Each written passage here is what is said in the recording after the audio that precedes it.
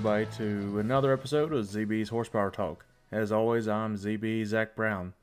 Another awesome episode for you today. We have a special guest coming on, Ford Martin. He's the son of long-time NASCAR crew chief Gil Martin. He's made a name for himself in NASCAR, starting off in the spotter world and working his way up to a digital content creator for Fox Sports, and now works for Stewart-Haas as behind the scenes. So let's welcome in Ford Martin to the program.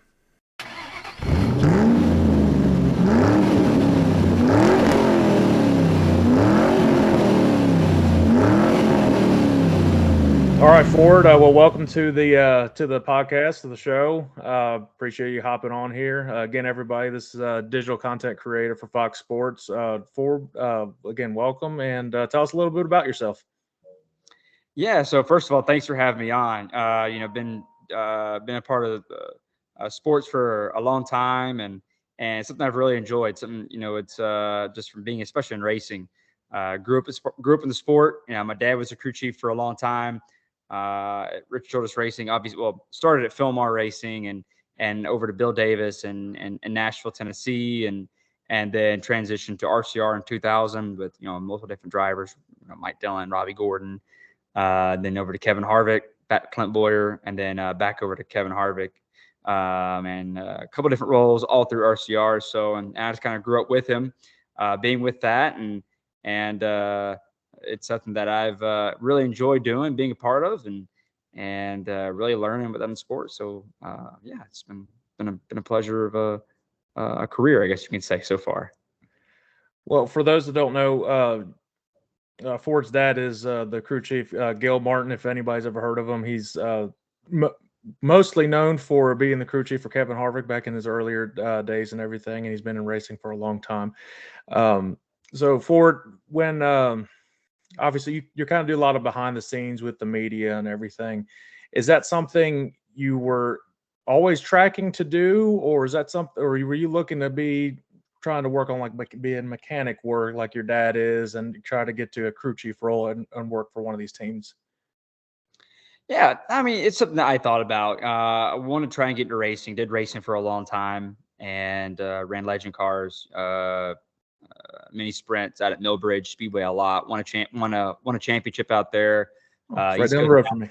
yeah, won a couple East Coast Nationals out there running against Matt Smith-Laughlin, Carson Elledge, and all them. It was so much fun to race against. Felt like a long time ago since then. And then ran Summer Shootout, which was a blast. Really had a lot of fun. Casey Shacklet and Joey Padgett and those guys was a lot of fun. I still race them on iRacing right now currently.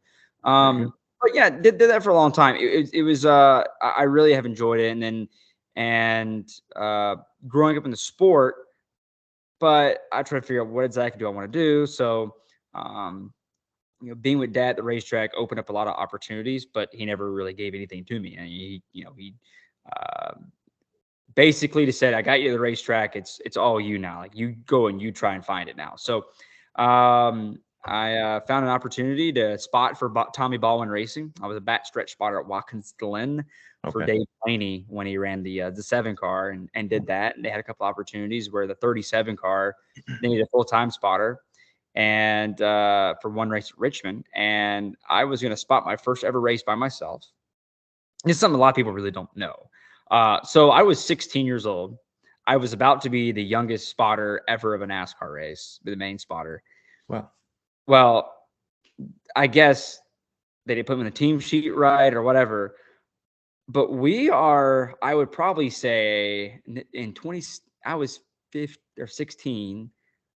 Oh God, I have to do too much math, but whenever that was, so I'm 28, I'm 27 now. So 10 years ago, let's just say that. Okay. Yeah. And we are on the rate. We're, doing our pace laps. I get a tap on the shoulder from John Darby. And he says, "You can't spot this race." And I'm like, "What are you talking about?" And we're about 3 laps away coming to green. I'm telling my driver, he's checking his pit road speed. I'm like, "All right, check pit road speed." And he's, "No, like, you're not old enough. Like, you don't have an official hard card. Like, you have a kid's hard card." Well, I just turned 16, but I still had a because it was always under 15 and under had the kids hard card. Right. 16 over had the main hard card. Yep. Well, I was 16. It doesn't matter what I had to have a hard card. So they threw me off the spotter stand. They had to have the crew chief spot the race from pit road for the first like 10 laps before they had to send somebody up, a crew member, that had to go up and spot the rest of the race, which was wild. So basically, at 37 of, I want to say, I believe it was Blaney. Oh, no, I'm sorry. It was JJ Yaley.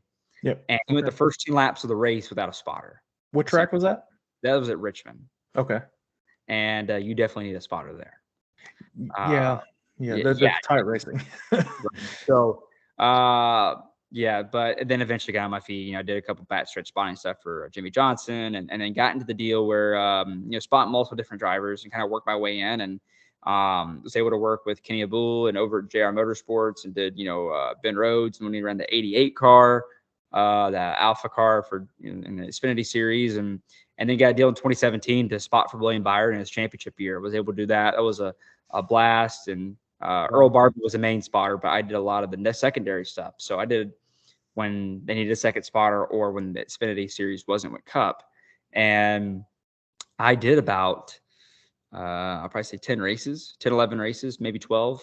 And William won the championship that year. And then same thing happened the next year. Tyler Reddick won the championship with Tyler Reddick in the 9 car the following year in 2018. And then found a couple of deals, Cup deals, spotted when my dad went over to the 95 with Levine Family Racing. We got a great deal. My dad was over there kind of because they wanted him for a consultant role, and their main spotter was out for the rest of the year. A couple changes they needed to make, and came in and spotted the final of 5 races, and with Regan Smith, and that was so I really did enjoy, and in the 2018 year, and then got on my feet, worked Fox Sports in 2019, and was there for about 4 years, and now it's Stewart-Haas. That's awesome. So what are you you did the similar type of job as Stewart-Haas that you were doing at Fox Sports and everything? Yeah, so I was at Fox Sports. I got promoted a couple times, all that to lead digital producer.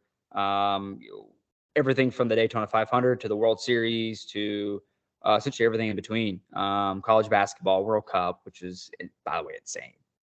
It was pretty insane being up till late in the morning, maybe 5 in the morning, sometimes working, which was not very fun, but it was still fun at the same time, which was really cool to be a part of, just the whole team. Because me being in Charlotte, my team was in LA. It was a pretty wild experience. But I was faced the opportunity where Fox wanted me to move out to LA, and I couldn't do that because East Coast guy, got to see the East Coast. All my family's here, all my friends are here, and ended up getting an opportunity to saw one with Stewart-Haas. Getting their partnership marketing team, I wanted to really diversify my background to become more attractive down the road.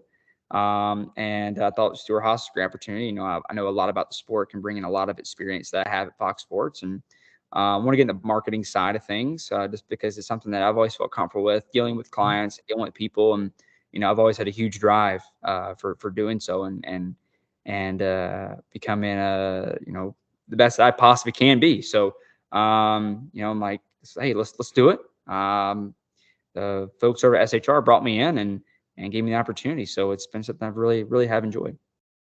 And you're 27. You're only 27 years old. That's correct. I mean, dang, that's the longest career I think a lot of people would have in any type of job. So that's right. Hats off to you there. So getting into kind of, again, you kind of touched on your responsibilities and everything. What do you do specifically for Stewart-Haas now? Do you like promote things on their social media platforms and things such as that? I know some, or do you kind of do things at the shop behind the scenes and with the content with that? Yeah. So, so one of the first things, I run the esports team there. I'm big into esports. I love iRacing. So I run our esports team, and the director of that team, with Dylan Duvall and Stephen Wilson. Those are 2 great kids. I've worked with them a couple of times. They're 2 great guys. Yeah. And I shouldn't even say kids. They're 2 guys. And they've really been successful. Stephen Wilson's won a race at New Atlanta, last a couple of weeks ago. And Dylan's been great. He's been knocking on the door about getting a playoff spot. but also just the partnership marketing team, working with Smithfield, Ford, Monster Energy, and Sunny D. It's basically just taking care of what are the needs they have at the racetrack, transport, whether it be transportation, just making sure they're taking care of all their needs. They have being the suites, just talking with them, taking care of them. It's just really cool because you had the opportunity to meet so many people within a company, Right. whether it's Ford, Smithfield, Monster Energy, or Sunny D, and just essentially working with these guys and learning about their backgrounds where you can maybe learn a lot of stuff yourself. And just it's really, I look at it as a great networking opportunity just to Of course. meet them, talk with them, and it's been a great opportunity just to be able to do that. I work with Hank over at Sunny D, one of the CEOs over there, and it's at the Daytona 500, and he was awesome. Just being able to learn more of his background and who he is, and just his strategic thinking and a couple of those different things. I've really got to enjoy working with him, and the people at Smithfield, Chris and those guys have been awesome, and it's been an absolute pleasure. So it's basically just making sure everything runs accordingly through the week, whether it be for everything from design assets to putting out promotions as far as paint schemes, how are we going to promote it essentially, and getting out to all of our partners and working with them on paint schemes. So it's been something I really have enjoyed, and I put forward a lot of work into. Well, that's awesome, and yeah, that's why I like doing this. You get to network you get to see a ton of people in racing. I mean, I've had racers on, I've had mechanics, crew chiefs on, I have spotters coming on later on in a couple weeks. So it's just really cool to see the different aspects of each individual's job and each person's journey to get to that job. So it's really cool to see. Touching on the sponsorship and everything, and your kind of getting to the marketing role or striving to get to the marketing role and everything. Are you looking? Are you reaching out to different companies for potential sponsorship opportunities for Stewart-Haas and stuff like that? You were touching on about the paint schemes with the current sponsors, but is that something you're doing right now or you're looking to do? So essentially, so in my role, that's more of our sales team that will more handle that side of Okay. things.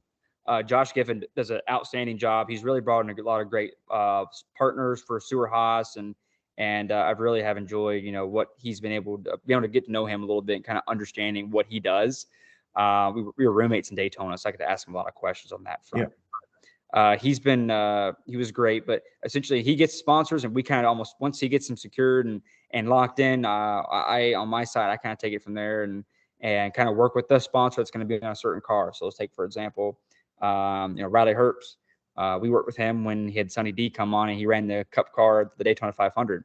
Yeah. He got Sunny D and Josh Jones and those guys at KHI management work with them, and we got him on there. And essentially, I just take care of him at the racetrack. And get, Awesome. I work with, because the 15 car is not a Stewart-Haas car, it's a Rick Ware racing car.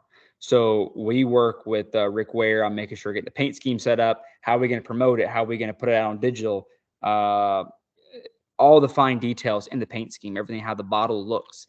We went back to a couple times with Hank and Greg and those guys at Sunny D as far as how do we want the bottle to look?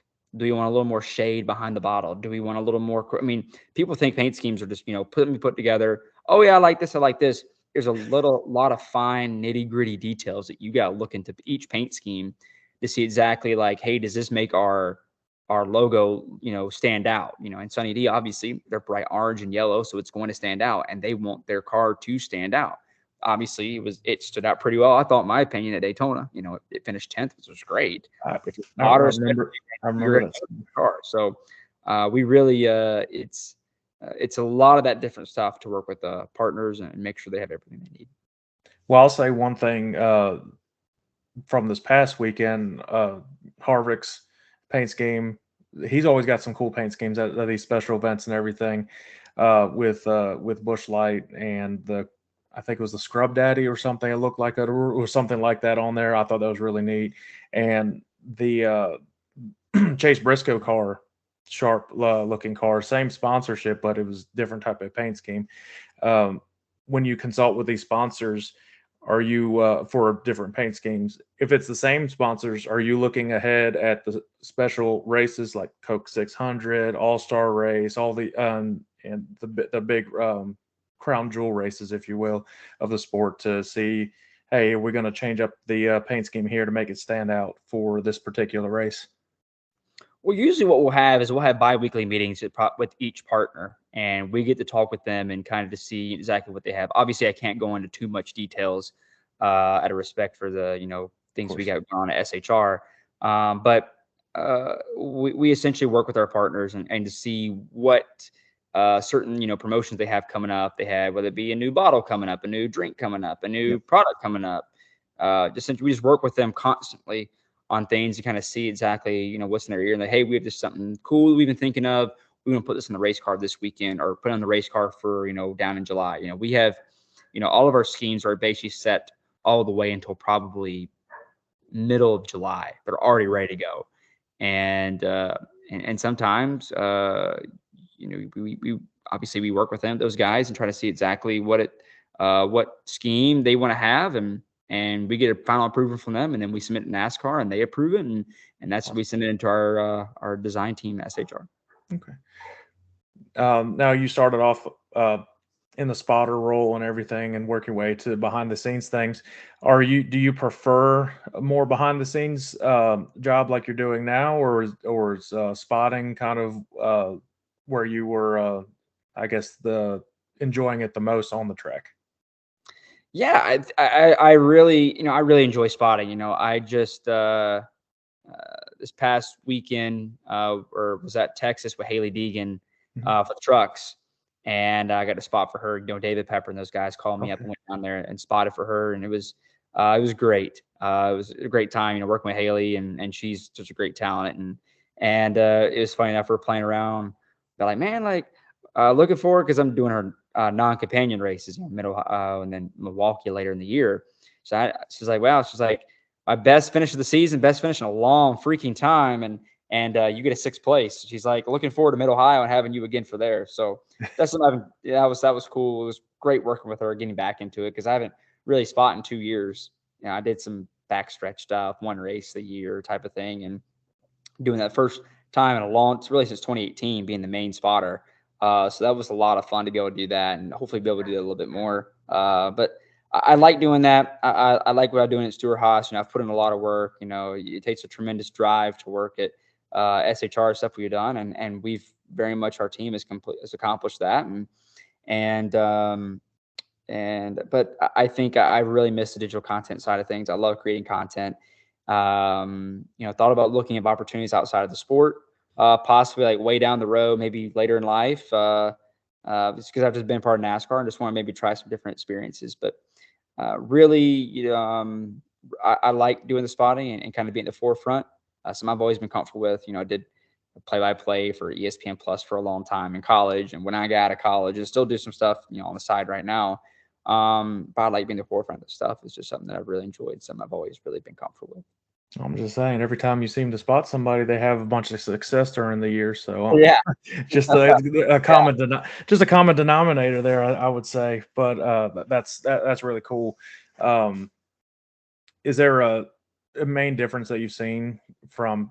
I'm kind of just going to touch on spotting just for a second. When you're spotting for the truck series as compared to Xfinity Cup series, things of that nature. I think Xfinity gets a little bit harder, just because there's so many new drivers each week compared to Cup. It's maybe just a handful, Mm. maybe one, two, three. Xfinity, it feels like 7, 8, 10 drivers every week, and you gotta know some of the way certain guys drive, and it really depends on what car you're spotting for. Because if you're out in the front, it's the same guys you race with every week. But if you're like mid pack, I mean, you got to be looking at all aspects about who's this type of driver. Is he a new driver? Is he a rookie driver? I mean, you got to look at all those details when it comes down to each of those drivers. So that's really where it comes down to. But I think there's a pretty big difference in Xfinity and Cup, definitely for sure. And then big difference all the way to the truck series, because obviously the different aero package Yeah. with those trucks. So each three series is unique. They're fun, but there is differences for sure. You have a preference which series you spot for? Truck series, so There much you go. fun. There you go. It's so much fun. That's awesome. Well, let's dive into a little bit of the racing this year. of this past week's, especially, it's been a hot topic, and background that I grew up with my grandpa on the dirt racing side and everything. So obviously, dirt racing is holds a special place in my heart. What are your thoughts on this? Is the third year now, Bristol racing on dirt. Kyle Larson had his own thoughts about it as well, and he was saying go back to concrete. What are you thinking? And then what did you see this past weekend with the dirt race?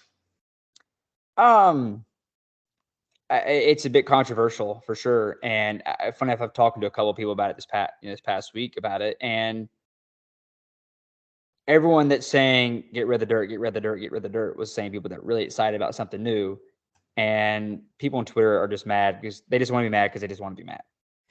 I think a lot of people get too caught up in what people's opinions are on Twitter because Twitter is just a handful of people, and for a major sport that a lot of people watch, and people get too caught up in what people on Twitter say because they stand out, and you see more feedback off of Twitter. I thought the race this weekend was great. I thought it was phenomenal. Agreed. You can see a lot of different grooves or lanes. I probably wish the race was a little bit shorter. And then maybe apply some water on the track because I felt like it turned to a little bit of a one-lane track toward the end. And these dirt races, they really don't last that long typically. And I really wish they probably would have, in between these stages, just one lap wet the track, maybe two or something. I thought they did a really good job as far as the track state, as much as they could with it being as long as it could have been. Because there's a lot of grip up there. Everybody was riding the cushion on the top. So I thought the racing was great. I mean, people talk about let's go to the concrete. But what people don't really realize is the race that Darrell Waltrip was the grand marshal of. They didn't even the seat sales were so low that there was no seats that were even sold in the corners. It was just a front stretch and the back stretch for the day for the spring race. Now everyone's like, okay, let's do that. Like let's go at the concrete. Well, not a lot of people, I don't think, we're going to show back up. Now, I think I've always said this, that Bristol needs probably the spring race needs to go to a different weekend. I've always proposed it needs to be early summer instead of spring. Right. Now, in my opinion, what I think will probably happen is if they go to the concrete next season, which I probably don't think they need to, I think they need to move the Bristol dirt race to another weekend instead of being on Easter. I think that also played the attendance that we saw. No, the attendance, if you just look at the numbers, was decent. But for Bristol standards, not great. Right. It wasn't great. But I think it's like, hey, what do you do here? Is it going back to concrete? What do you do? I've always thought the opinion of this race needs to go to a different weekend. I think, in my opinion, what they're going to do is they're going to go back to the same weekend next season. I think they will probably have 2 night races and go to the Bristol concrete race on a Sunday night on Easter weekend. Now, I think, in my opinion, would be a poor decision just because of that kind of takes away the shine and the prestige of the Bristol night race in August. Because always the Bristol night race. Now you have 2. It's like, it takes away the meaning of winning the Bristol night race because you're winning the night race because they're not going to run Easter morning at 1:00. That's just not going to happen. So I think that's something they have a lot of changes. And I've always thought they need to do is if they're going to race Easter Sunday, I always thought next season, move the Bristol dirt race and move it later in probably early summer. Move North Wilkesboro into that slot. And have them race on Easter Sunday. Give them a regular season race and the All-Star race. You probably look into a different racetrack, possibly. Maybe even make Bristol the All-Star race to try to give it some type of unique feature to the race. Right. I know they did that already before, but just to try something different with that race. It's you don't want to screw too much with 2 Bristol night races. They're regular season races. You want to try something. It's just a lot of changes they need to make. But I think right now they're trying to look at the future. they'll probably gonna look at maybe doing one more race in the Bristol Concrete, take that date away, and give it to the National Fairgrounds, maybe in 25. It's just dealing with the fair board is going to be a challenge. So if they can Right. deal with that and get through that, I think they'll be fine. But it's a lot of changes coming up. But I really have enjoyed the Bristol Dirt. I think they should keep it. It's provided great racing. There was side by side racing, some of the best racing I maybe seen all season long. And I would even argue it's probably one of the best races from start to finish all season long. Yeah. That was one race that I really did enjoy from start to finish. Well, do you think NASCAR has to run on Easter Sunday? Because I think that takes away a lot of the crowd, especially if people are trying to come from out of town. A lot of people got to go back to work on Monday, and you're going to just naturally see a reduction in crowd with that. And they've usually had Easter Sunday off. Is that something NASCAR wanted to change permanently, or is that just what they're experimenting with, or how are they doing that? Now, I will say it plays into good TV numbers because it's Sunday night. Because you look at Sunday Yeah. night football, big viewers, crowds don't have a problem. Now, I understand that everyone's in that same town that it won't, or let's say it's an Eagles game and it's in Philadelphia. A lot of those Eagles fans, yeah, they have to work tomorrow morning, but they're gonna go to the game. And I realize there's a difference between being As in an the same Eagles fan, it's a different world up there. Just thanks for the shout out with the Eagles, though. Yeah, it's a complete difference for sure. But I think it's good for TV numbers, but it's not very good for attendance wise. And I think even Bristol's kind of short up the road. I thought North Wilkesboro, or I would even argue down the road Rockingham, where it's a short drive. I'd probably say North Wilkesboro is probably the best one for Easter Sunday next year, just because you invite a lot of your friends and family. They can still go to their Easter service, do whatever they got to do in the morning. It's literally from the Charlotte area. It's an hour and 30-minute drive. hmm It's not far, and I think that it could make it work. Working at a track like North Wilkesboro, they get a regular season race. They race at nighttime. You don't have to get the racetrack until 5 o'clock. People go to church where they do the 9 a.m., 10 a.m. service, whatever. They're out by 11, 12. You have tons. You can even go get Easter lunch if you want to go out there. So I think North Wilkesboro is probably the way to go. I think Easter Sunday, it makes sense TV wise as far as numbers. But attendance wise, it doesn't. And I think North Wilkesboro will be different just because it's so closer to home and the nostalgia of the racetrack and what it is and being a short track the way it is. I think it would be a good move. Well, I'm beyond excited for Wilkesboro to be back. I went to App State University and I drove that road and saw that track just having weeds and trees grow inside the grandstands. I'm like, man, I wish I could have seen that. Well, now it's coming back. So that is one of the best moves I think the sport has made in a while. I think it's going to be great racing. It's already sold out. It's standing room only. I mean, it's awesome. And you touched on it, Rockingham. In what you're seeing, do you think NASCAR is going to go back to Rockingham? I think Rockingham went a long way. Already the fact that they had a repave, and additionally, they already have safer barriers that are there. So they already got a lot of stuff locked down already. But it's going to take, I think it's going to take a little hard work to really get it back. And honestly, I don't see it anytime soon. I think best case in the next 3 years is get an ARCA race and with a super late model event with the Cars Tour possibly. Because I know Junior and those guys are running it. So I think it's your best chance, at least for right now. Yeah. I mean, if you get Junior to any event, gets enough TV time. Yeah, that's right. That'll, I mean, he did a lot for Wilkesboro. And so that could definitely be the way to go again. You were kind of touching on the TV ratings and everything. And from what I've seen this year, the racing has been tremendous. Pretty much every race has been very, very good racing. But the TV numbers allegedly are not showcasing that. They're showing that they're down significant percentage from last year. Do you know if there's a reason that it would be going down? Because I mean, like I said, the racing's been very good this year. I think it's multiple factors. I think part of it, not a lot, but I think part of it is still Chase Elliott being out. But I think a part of it is it's just the way everything is going right now. I mean, NBA's numbers are down double digits every week. I mean, NBA is just nobody really cares about the NBA as much anymore. I mean, I would probably even say women's college basketball has surpassed NBA as far as eyeballs this season. This season, yes. Yeah, and it's way more enjoyable to watch the NBA. All the NBA guys are doing right now is fighting each other, and that's the only storyline you get. I mean, you look at hockey, the NHL numbers are down.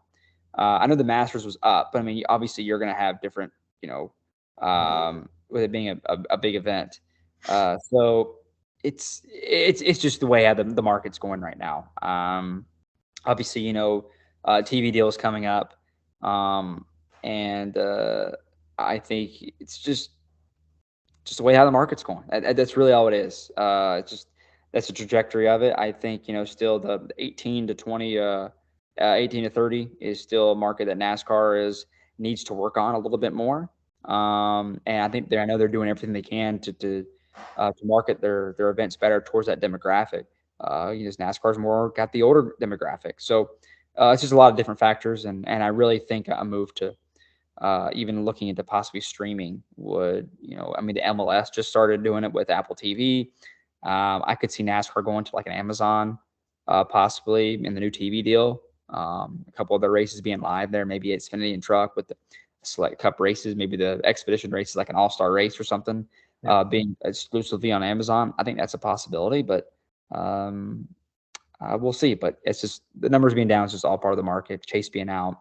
A lot of these guys are retiring, the big names, and that's just kind of the way it goes sometimes.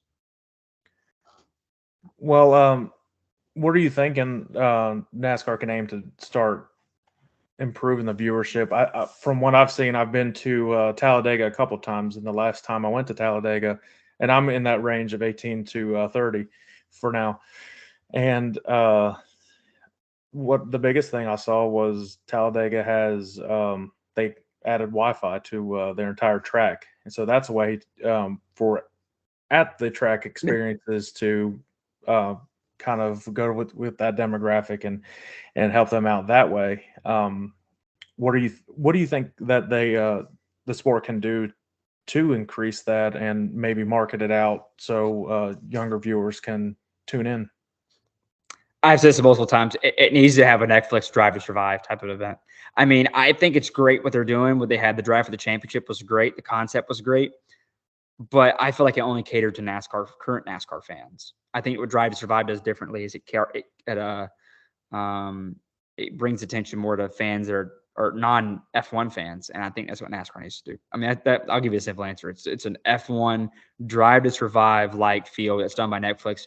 I thought the race with Bubba Wallace was great. The at-track stuff was awesome with Denny Hamlin kind of explaining a lot of like, this is what we do. This is what NASCAR is about. Like the preparation, kind of hearing the drivers and the teams talking about more the analytics. I think, in my opinion, that's something that NASCAR needs to do. I thought they did a great job because Netflix knew nothing about all that. And they used Denny Hamlin and explained, this is what we do during the week. Now, the race for the championship was great, but it only, came to people that watch the sport on the daily. Right. And it felt like, and for me, it felt like, knowing the sport for as long as I have, it's like, I already know how these people live. I know like what they do. I know who Brett Keselowski is.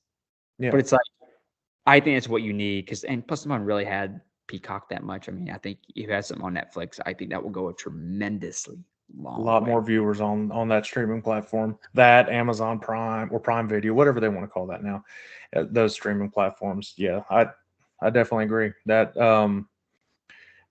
Do you think NASCAR ever makes the move to go back to ESPN? That was a big thing 15 years ago, I think.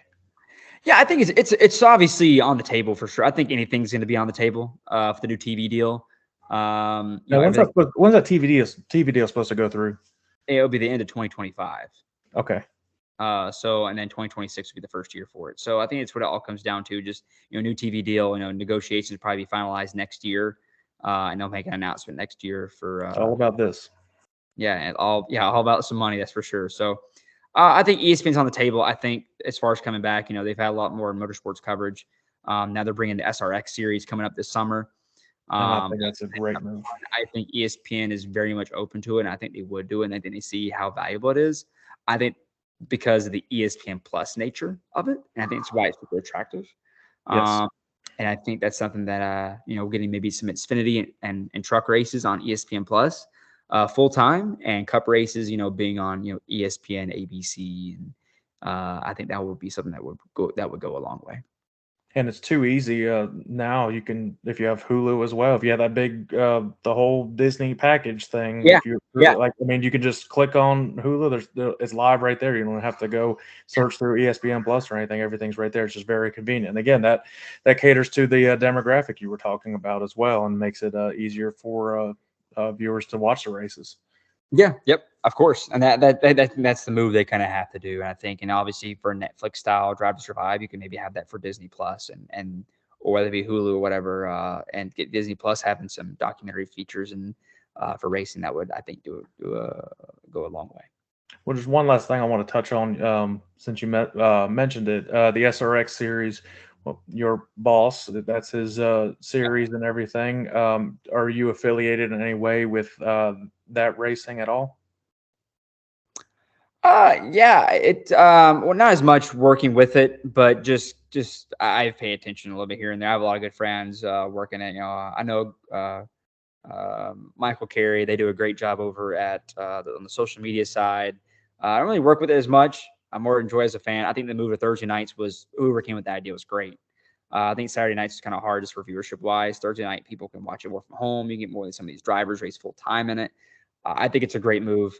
And I'm really excited to see what ESPN can do. I think if Alan Bestwick is still doing the play-by-play, that's a great move. So we'll see how it goes, but it's a great series. Don Hawk has really put forward a lot of effort and work into it. So I'm excited to see it. Should be a lot of great races this summer. And there's nothing else to do on a Thursday night in the middle of the summer either, so it's perfect. So why not try some racing there? So I agree. I think that's awesome. I'm very excited for that. And SRX has had a lot of success, and I've very much enjoyed it the last couple seasons. Yeah, I think so. Like it's been great. Like I said, Don Hawk and those guys have done an excellent job of keeping it up. I mean, I'll be honest with you. I thought it was going to be a one and done year, but going to year 3, they've done great work. Their social media presence, everything has been superb. Kudos to everyone over there at SRX.